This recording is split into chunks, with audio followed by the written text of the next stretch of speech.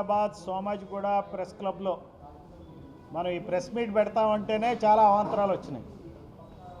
ఇప్పుడు ఈ రోజున ఇక్కడ ఎట్లా పరిస్థితి ఉందో ఆంధ్రప్రదేశ్లో కూడా అస్తవ్యస్త పరిస్థితులు ఉన్నాయి.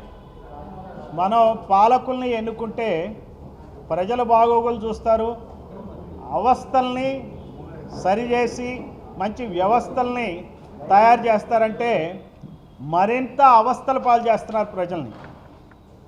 మనకి నిన్ననే మరి రాష్ట్ర ప్రభుత్వం ఒక పత్రిక ఇవ్వడం జరిగింది. సో నమ్మకమైన పత్రికకు కనీసం ఆ నమ్మకమైన పత్రిక ఉంది కాబట్టి కొన్ని విషయాలు మనకు తెలుస్తున్నాయి.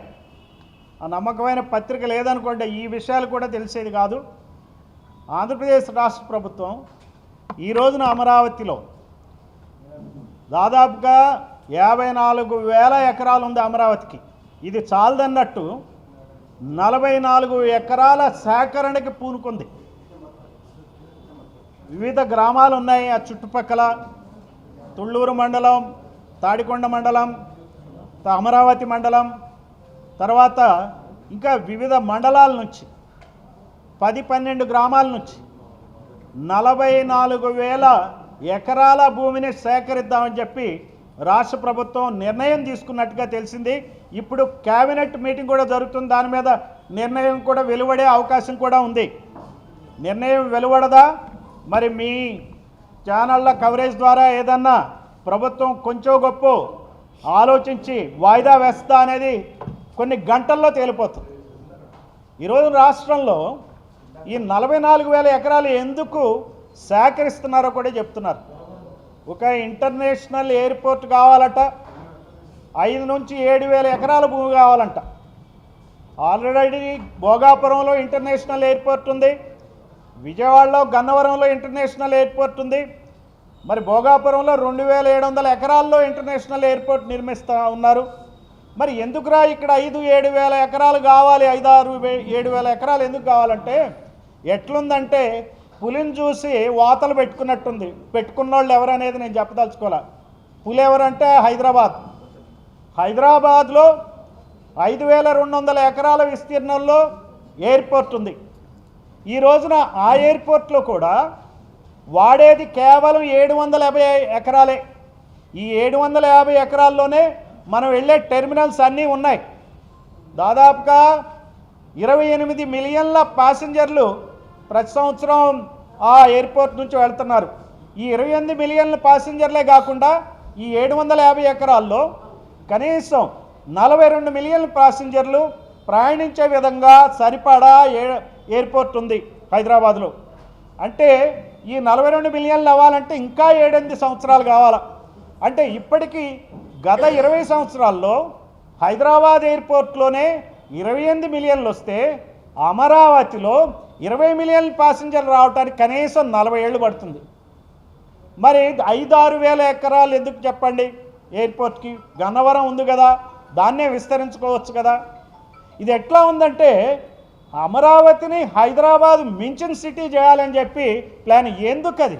హైదరాబాద్ ఉందిగా, ఇంటర్నేషనల్ ఎయిర్పోర్ట్ కావాలంటే పెద్ద పెద్ద హైవేలు వేస్తున్నారు విజయవాడ హైదరాబాద్ కనెక్ట్ చేస్తూ. ఇంకా అవసరం ఏముంది చెప్పండి? అక్కడ వాళ్ళంతా అక్కడనే పెరగాలి, అక్కడే విల్లాల్లో ఉండాలి, ఇక్కడ ఉండకూడదు. మరి ఇది ఏ రకమైనటువంటి ఆలోచన నాకు అర్థం కావట్లా. ఇప్పుడు ముంబైకి హైదరాబాద్కి పోలికేంటి? హైదరాబాద్కి బెంగళూరుకి పోలికేంటి? మరి వీటికిను అమరావతికి ఎందుకు పోలిక పెట్టుకోవాలా? 44,000 ఎకరాలు ఎందుకు అదనంగా సేకరించాలి? 5-6 ఎకరాలు కనుక సేకరించినట్టయితే ఎయిర్పోర్ట్కి కనీసం 15-16 ఎకరాలు ఎయిర్పోర్ట్ గురించే సేకరించాలి. ఈ రైతులంతా ఏమవుతారు చెప్పండి? ఒక్కొక్క గ్రామం, ఈ 12 గ్రామాల్లో ఒక్కొక్క గ్రామం నుంచి 2,000 ఎకరాల భూమిని సేకరిస్తున్నారు. ఈ గ్రామాల్లో ఉన్నటువంటి రైతులు కానీ రైతు కూలీలు కానీ ఏమవ్వాలి? ఎప్పుడు డెవలప్ అవుతుంది ఈ 44,000 ఎకరాల భూమి? ఈ 54,000 ఎకరాలు ఉన్న అమరావతికే దిక్కు లేదు గత 10 సంవత్సరాలుగా. అవి ఏం చేసిన దాఖలాలే లేవు. 5 సంవత్సరాలు చంద్రబాబు పాలించాడు, 5 సంవత్సరాలు జగన్మోహన్ రెడ్డి పాలించాడు. ఆయన రాజధాని ఒకటి కాదు 3 రాజధానులు అన్నాడు. అసలు వీళ్ళు ఈ రాజకీయ నాయకులే ప్రజలకు సమస్యలు అయిపోయారు.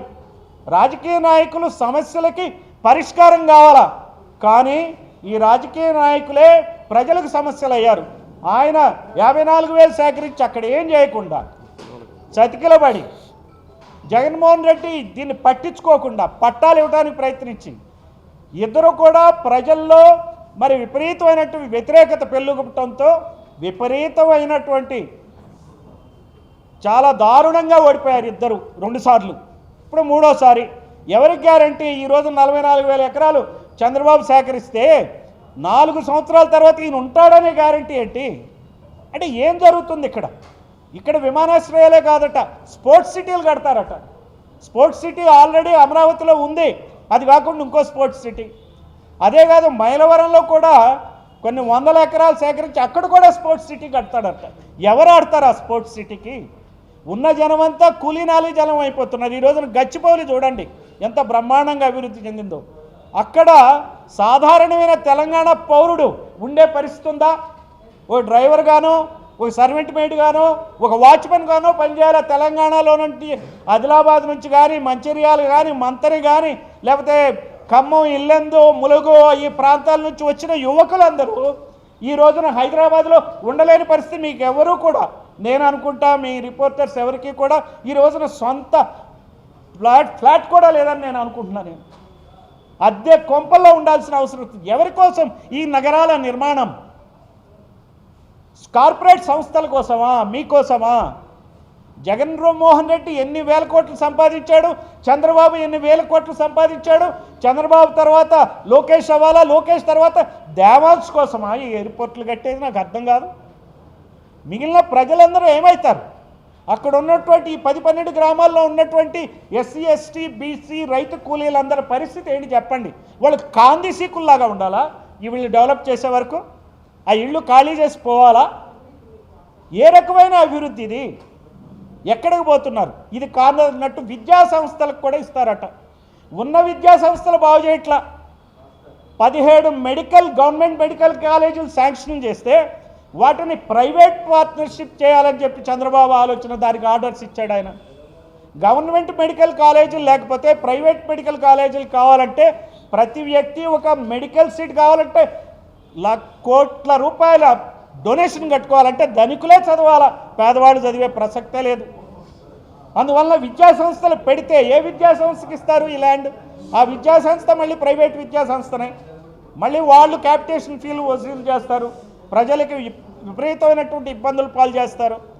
ఈ ఉన్న విద్యా సంస్థ ల్యాండ్స్ ఏమో లాక్కుంటున్నారు దేశం అంతా, రాష్ట్రం అంతటా ఎక్కడ చూసినా.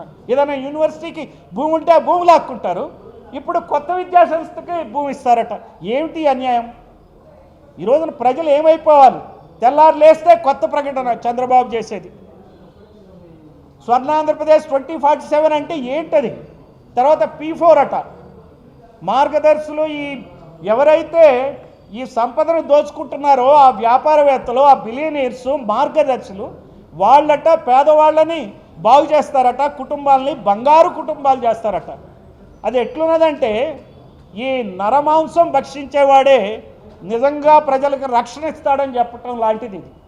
ఇంత భయంకరంగా ప్రచారం చేయటం, ప్రజలు ఏదో జరుగుతుందిలే అని చెప్పి కర్మ సిద్ధాంతానికి వదిలివేయటం జరుగుతుంది.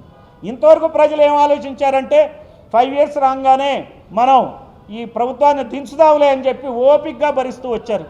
ఈసారి అట్లా ఉండదు. ఈసారి ప్రజలకు ఇవన్నీ తెలుస్తాయి. మీరు విద్యా సంస్థలు ఎవరై పెడుతున్నారు? మాకున్న స్కూల్ బాగు చేయండి, మాకున్న జూనియర్ కాలేజీ బాగు చేయండి, నారాయణ కాలేజీ కాదు, చైతన్య కాలేజీ కాదు, మా జూనియర్ కాలేజెస్ పునరుద్ధరించండి, స్టాఫ్ని వేయండి అనేటువంటి డిమాండ్స్తో బహుజన్ సమాజ్ పార్టీ ముందుకెళ్తుంది. గ్రామాన దీన్ని ఖచ్చితంగా ఉద్యమ రూపంలో తీసుకెళ్తాం. ప్రజలు ఒక్కటైతే చెప్తున్నా, ఎవరు నాయకత్వం ఇస్తారా? ఈ ఇద్దరు నాయకులు, అటు జగన్మోహన్ రెడ్డి ఇటు చంద్రబాబు చేసేటువంటి అక్రమైన మార్గాలు, పబ్లిసిటీ స్టంట్, వీటినన్నింటిని వ్యతిరేకిస్తూ ప్రజలు మౌనంగా మళ్ళీ నెక్స్ట్ ఎలక్షన్ వరకు వేచి చూసే పరిస్థితి లేదు ఈ రోజున ఆంధ్రప్రదేశ్లో. ఆంధ్రప్రదేశ్ యొక్క పరిస్థితి అతి దారుణంగా, అతి దయనీయంగా సాగింది. ఖచ్చితంగా త్వరలో బహుజన్ సమాజ్ పార్టీ ఆధ్వర్యంలో గుంటూరు ఆ ప్రాంతంలో పెద్ద బహిరంగ సభ నిర్వహిస్తాం, ప్రజలని చైతన్యపరుస్తాం. ఈ ప్రభుత్వం యొక్క మెడలు వంచుతాం, ఈ పాలసీని వెనక్కి తిరిగేలాగా చేస్తామని చెప్పి ఈ సందర్భంగా తెలియజేస్తున్నా. అసలు మీరు ఏం చూసుకున్నా సరే, ఏ ఐటెం తీసుకున్నా ఈ రోజున ఆంధ్రప్రదేశ్లో అన్యాయమే కానీ న్యాయమే కాదు. పబ్లిసిటీ తప్పిస్తే పాలనే లేదు. రోజు ఏదో ఒక స్కీమ్ తేవటం, ప్రజల్ని మభ్యపెట్టడం, గందరగోళం చేయటం. ఆనాడు 1 month బ్యాక్ లాస్ట్ క్యాబినెట్ మీటింగ్లో ఓ డెసిషన్ తీసుకున్నారు. ఏమన్నారు? 34% నామినేటెడ్ పోస్టులు బీసీలకు ఇస్తామన్నారు అని రెజల్యూషన్ పాస్ చేశారు. ఇంతవరకు ఎవరికి నామినేటెడ్ పదవులు ఇవ్వాలా, బీసీలకు ఇవ్వాలా. అది ఒక క్యాబినెట్ మీటింగ్లో ఒక పాలసీ చెప్తారు, దాన్ని అమలుపరచరు. అసలు బీసీలు ఉంది 34% కాదు. జగన్మోహన్ రెడ్డి చేసిన లెక్కల ప్రకారం ఫిబ్రవరి 24 నాడు 2024లో జగన్మోహన్ రెడ్డి తెప్పించుకున్న తన అధికారుల నివేదిక ప్రకారం అక్కడ ఉన్నది బీసీల శాతం 52%. కరెక్ట్గా చెప్పాలంటే 51.69% ఉంది. ఆ నివేదికని జగన్మోహన్ రెడ్డి తొక్కిపెట్టాడు. ఎలక్షన్లకు వెళ్ళినప్పుడు నా ఎస్సీ, నా ఎస్టీ, నా బీసీ, నా మైనారిటీ అన్నాడు. కానీ వాళ్ళ సంగతే పట్టించుకోవాలా, ఆ కులగణన వివరాలు తేలా. ఆ తర్వాత వచ్చిన చంద్రబాబు 34% రిజర్వేషన్లు ఇస్తాం బీసీలకి, బీసీల సంరక్షణ చట్టం తెస్తామని చెప్పి ఇంతవరకు ఏ రకంగా క్రియాశీలకంగా వ్యవహరించాల. ఈ రోజున బహుజన్ సమాజ్ పార్టీ తరఫున బీసీ 52 అనే నినాదాన్ని తీసుకున్నాం. బీసీస్కి 52% రిజర్వేషన్ విద్యా ఉద్యోగాల్లో, స్థానిక సంస్థల్లో, అలాగే చట్టసభల్లో. ప్రజలు ఖచ్చితంగా ఇది గమనించాలా. ఇది టీడీపీ పార్టీ అంటే బీసీల పార్టీ అనేది కానే కాదు. అది ఓసీల పార్టీ, కమ్మల పార్టీ అని చెప్పి ఖచ్చితంగా చెప్పాల్సి వస్తుంది. ఈ రోజున అమరావతి ఆ చుట్టుపక్కల ప్రాంతాల్లో ఉన్న కమ్మ సోదరులు కూడా గమనిస్తున్నారు, కమ్మ రైతులు కూడా గమనిస్తున్నారు. 10 సంవత్సరాల పాటు అమరావతిలో కమ్మ రైతులు పడిన బాధలు వర్ణనాతీతం. అందుకనే ఈ రోజున ఈ 44,000 ఎకరాలకు సంబంధించినటువంటి కమ్మ రైతులు కూడా దీని మీద విపరీతమైనటువంటి వ్యతిరేకతతో ఉన్నారు. ప్రైవేట్గా చెప్పచ్చు ఇస్తామని చెప్పి, కానీ ఖచ్చితంగా ఇది ప్రజలు ఎదురు తిరుగుతారు. ఇటువంటి నిర్ణయాలు మానాలా.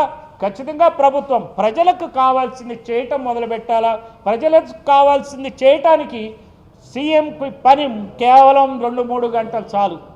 ప్రజలకు కావాల్సింది కాకుండా తనకు కావాల్సింది, తన కుటుంబానికి కావాల్సింది, తను గొప్ప నాయకుడని అనిపించుకోవడానికి కావాల్సింది 24 గంటలు చేస్తాడు, 24 గంటలు పబ్లిసిటీ ఇస్తాడు. అయినప్పటికీ కూడా ఓడిపోవాలి. ఈసారి ఇప్పటికి 3 సార్లు ఓడిపోయాడు ఆయన చంద్రబాబు. ఎంత పబ్లిసిటీ చేసినా 4,000 కోట్లు 5,000 కోట్లు ఖర్చు పెట్టాడు అటు చంద్రబాబు, ఇటు జగన్మోహన్ రెడ్డి. ఎన్ని వేల కోట్లు ఖర్చు పెట్టినా ఓడిపోవాల్సిందే. ప్రజల కోసం పనిచేయండి. బహుజన్ సమాజ్ పార్టీ బీసీల తరఫున, ఎస్సీల తరఫున, ఎస్టీల తరఫున, మైనారిటీ తరఫున నాకు కోరేది ఇది ఒక్కటే. ఈ రకమైన పాలన సాగించినాడు ఖచ్చితంగా ప్రజలు నిజమైన పాలన సాగించిన వాళ్ళకి మెచ్చి పట్టణం కడతారని చెప్పి తెలియజేస్తున్నా. Thank you.